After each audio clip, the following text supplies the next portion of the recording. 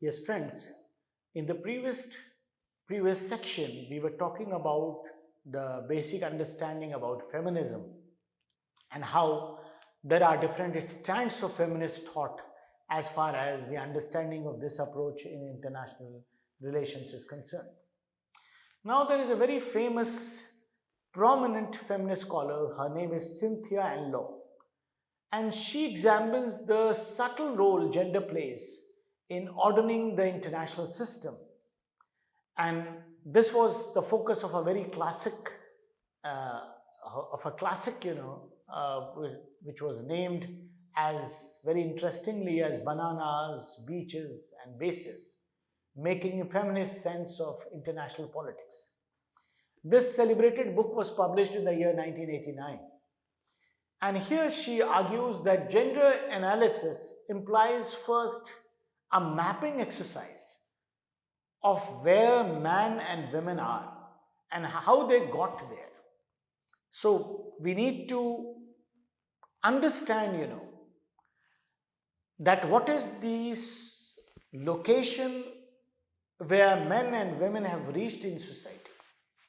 And we also need to trace that trajectory, how they managed to reach to that point, to understand, what were the obstacles, what were the obstructions which were there in the path of women and which probably were not there in the path of men. Only then we'll be able to understand that why men would necessarily be doing better always as compared to the women in the arena of international relations. And second, an investigation into each and every manipulation of ideas and practices of both masculinities and femininities. So therefore, as in addition to how they have moved, in the society, we also need to understand how the different ideas which are there in the society and how they are operationalized, what kind of manipulation happens, vis-a-vis, the masculinities and feminities in the societies. And therefore, this is the point, from where Cynthia Enloe tries to come up with some very basic, important questions here. And this work, is considered to be the first major work of feminism in the field of IR. And our work is very comprehensive in the sense that it touches upon some very important areas like nationalism, like diplomacy, even military intervention and international debt, etc. For example, when she's talking about nationalism, she focuses on the supposed traditional role of women in maintaining the existing power relations between the center and the periphery. Now, we have already discussed in the world systems theory previously how the international economic relations are structured around the center and the periphery. And there are certain roles, which the women are supposed to perform in different societies, especially countries which are on the periphery. And in those countries, although those countries are increasingly getting poor, but within those poor countries, how the women folk are at the receiving end of this whole process of poverty, whereby you see this phenomena of feminization of poverty, that even if people are getting poor, but if you look at that poverty or that process of poverty, you'll find that it is very unevenly distributed, where women are getting immersed more in poverty as compared to the men folk. And then at the level of diplomacy, she looks at diplomacy through the eyes of the wives of career diplomats.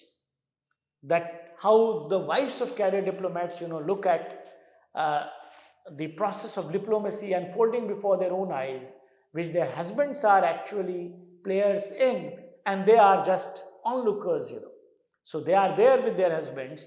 They are in the diplomatic missions, posted all around the world. They are moving around with their husbands, but their role is more ornamental than substantial.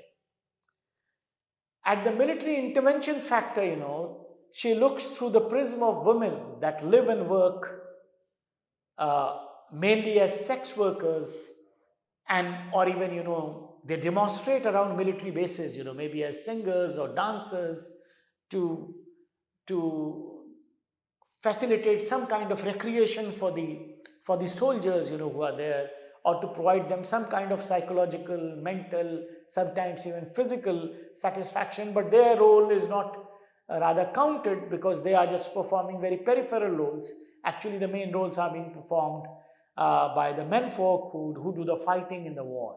So she is looking at this whole military intervention issue from the perspective of these women. And then at the level of at the issue of international debt, she is looking at the role of women at the receiving end of austerity and underpaid jobs. So whatever austerity measures are taken by the governments, if we make an analysis of that, you would find that most of the times those austerity measures would cut the women more severely as compared to the men. And similarly in jobs, especially in the unorganized sector, we would find that a lot of women are employed, especially in developing countries like India, but the kind of wages which are paid to women are substantially different or lesser than what is being paid to the men, although they are performing the same kind of jobs. So if there is some kind of austerity, there is some kind of scarcity of resources, it is always relatively more painful to the women, and rather as compared to the men in the society. The book of Enloe, is not making any major theoretical claims. It also does not offer a very elaborate feminist theory that may be applied to cases across the board. But it does, however, offer us a fresh approach to international politics and raises the prospect that every time a woman explains how a government is trying to control her hopes and her labor, a new theory is being created. So every experience in every setting is actually unique. So therefore, we need to look at the uniqueness of these experiences, and they would rather contribute consequentially in the creation of a new theory. Following Enloe, another major work in the field of feminism in IR appeared by Antickner in 1992. So Enloe's work appeared in the year 1989, and immediately following her, Antickner produced her work in the year 1992. She wanted to start a discussion on how the discipline of IR might look if gender was included as a category of analysis, and if the experiences of women were a part of the subject matter. So that is something, which she is trying to rather bring forward, and out of which, consequently, we should rather be constructing the theories. So we should construct theories, in IR, which include gender as a category of analysis and even of experience. And then she further argues that placing gender at the center of the discipline, what would it do? It would highlight the inequalities in the discipline of IR and the eschewed, avoided understanding of national security as a concept. She says that only through an analysis that recognizes gender differences but does not take them as fixed and inevitable can we move towards creation of a non-gendered discipline that is all-inclusive. So what we need to do is, she says that we need to recognize these gender differences, but we also should be conscious of the fact that these differences are not rather final and fixed and immutable, and Only then, we can make efforts to bringing changes in these gender differences, in these gender configurations, in the gender relations, and then we would be able to create a non-gendered discipline of IR, which would be rather including the experiences of all. Because the society, the world in which we live, there are rather almost 50% are men and 50% are women. But the discipline of IR, she says, is very lopsided because it includes the experiences of only half the humanity. And the experiences of the other half is not, a subject of discussion even at the theoretical level, and also not at the level of, at the operational level. And therefore, that is something, which need to be set right.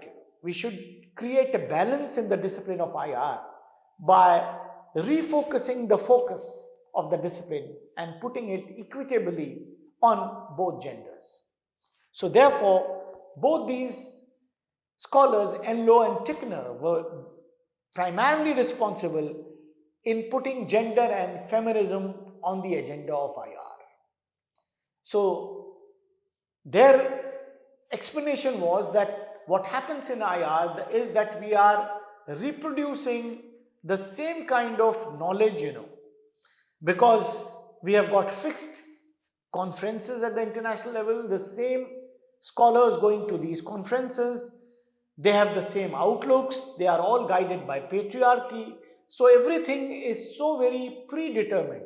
So therefore, even if there is some appearance or semblance of new scholarship coming in, new books being written, but she says, but both of them have come to the conclusion that there are so many books coming in IR, but the perspective of feminism is something which is mostly missing, or feminism is included as some kind of a small section in all these discussions, in conferences, in books, or wherever international relations scholars meet. So that is something, which makes our rather vision in the field of IR very narrow. We are looking at international relations with the blinkers of patriarchy, of domination, of control, where the masculine gender is the dominant, is the only gender, which is conditioning our thinking, our outlook, and that is something, which has to be set right. But since these two ladies and several others along with them were able to come up with some very authoritative works, and which shook the rather scholars in the field of IR, and they had no option but to take note, of these explanations, because they were so impressive, so rooted in reality, and they were finally, they were so very truthful. And that is the reason, why they were able to create some kind of balance in the discipline of IR, which it was lacking till the time, these scholars and several others arrived on the scene around the 1980s.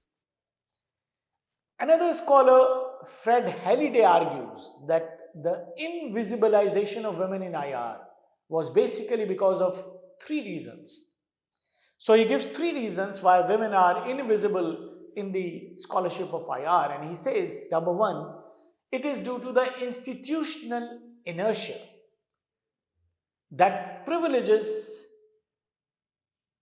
certain privileges are mainstreamed, and they are mainstreamed in a manner that they are not able to look beyond the existing, boundaries which have been created by these institutions. They do not want to go for novelty. The institutions do not want to go for something new. They are probably satisfied with whatever, contours of knowledge are already available within their institutional framework. So that is something, that inertia is something which stops them from going further. Next, he says, it is because of the insulation of international relations from other social sciences. And that prevented IR from reaping the intellectual benefits which feminism was making visible in other disciplines. So, other disciplines in social sciences were benefiting from these intellectual frameworks for a relatively longer time. But IR was totally different. We were living in our own ivory tower, and therefore we were not able to get the benefits or the advantages which were accruing to other disciplines in social sciences, and that's the reason we were not informed about these rather frameworks or these issues in time. And the third reason, he says, was because of the definition of issues which are seen to be relevant or rather high politics. So there are certain issues which are considered to be relevant in IR, and those issues are defined in a certain manner.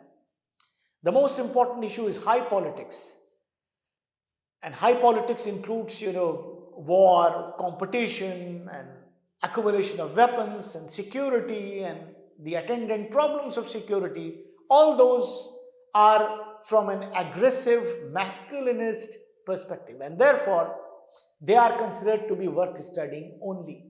Nothing else is considered to be worth studying, which by default tends to hide the women and gender related issues from our discussion. So we are so self-absorbed, so obsessed with certain issues of high politics that we do not look beyond a certain framework, and therefore women and gender continue to be ignored by our IR scholarship. And that is, according to Fred Halliday, the third reason because of which this has happened in the discipline of IR. Now, Antigone, which I mentioned earlier, she has talked about the 6 principles of political realism of Morgenthau, and she has given it a feminist flavor in a book, A Feminist Voyage Through IR, through international relations. And they are very interesting, and if one were to go through them, we would be able to understand better, how narrowly focused the explanations of Morgenthau were, and how Antigone is by giving them a feminist flavor, is making them more inclusive and more broad-based. The 6 reformulated points contain the following ideas. Number 1, objectivity is culturally defined according to a specific understanding of masculinity. She has given this argument that it is something, objectivity is something which is culturally defined, and therefore the objective laws of human nature, as mentioned by Morgenthau, are based on a very partial masculine view of human nature. So those laws which Morgenthau claims to be universal about human nature, they are basically not trying to explain to us the human nature, but they are trying to give us a masculinist view of human nature. That's what she argues. And then she suggests that instead we should try to construct a view of humanity that is both masculine and feminine, and that would result, according to her, in a kind of very dynamic objectivity that would prevent the definition of these objective laws, the way we have been doing under the influence of the explanations of Morgenthau. So we need to become more broad-based and more inclusive, and that is the kind of spin, she's giving to the ideas of Morgenthau. Number 2, she says that this leads to the national interest being understood as multidimensional and also contextually contingent, more dependent on cooperation rather on power relations. So, national interest is something which should therefore be understood also in terms of cooperation. We should not only be looking at national interest as something which a nation can pursue only by the strategies or policies of conflict.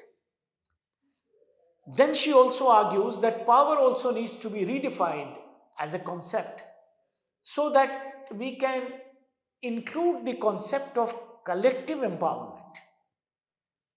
And we should not take it as something, which is universally applicable and an idea which is immutable. So because till now, under the influence of Morgenthau, we have been thinking of power as something which is an instrument of domination, that is power over others. So A would dominate over B. That is the conception of power. That is the only understanding of power we know. Now what she is arguing here is that we need to understand power as something of a collective empowerment. It is power with. So country A can enjoy power along with country B. So power can be enhanced, power can be had by cooperation also, and by sharing it with everyone. So there is no need for this inevitability of domination versus dominated dichotomy, in the understanding of power. It can be more benign, more inclusive, and more cooperative concept, as she is trying to explain it to us.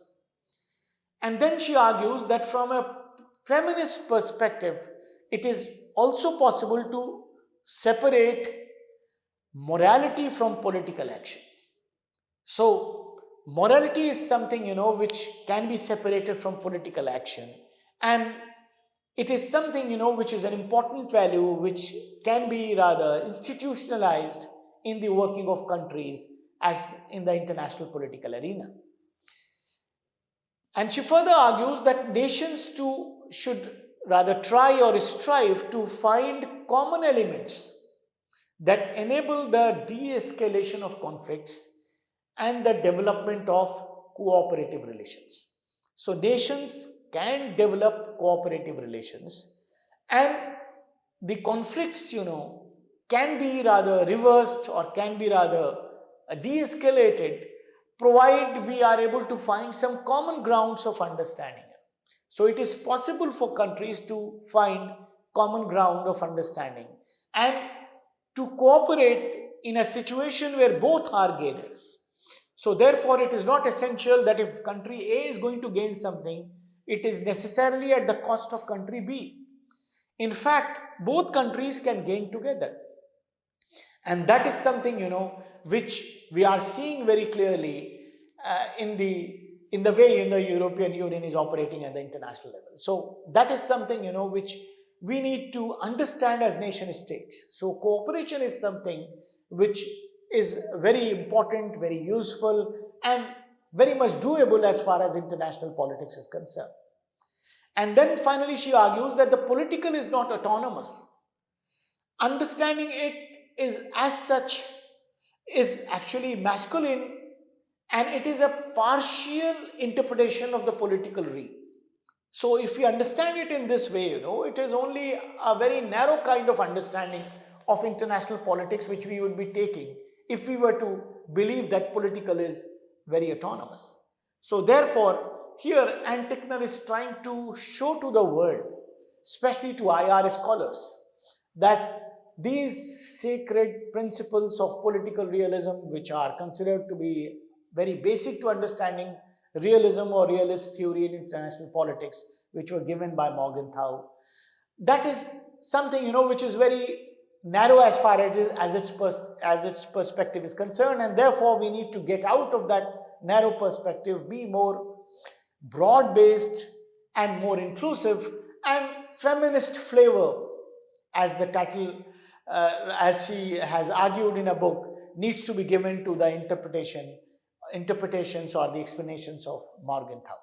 So this, my friends, is the understanding about the feminist theory in IR, and how, it is important, who are the scholars, the prominent scholars who have contributed to the growth of feminist scholarship in IR, and what are their views, was something which we discussed in this section today. Thank you.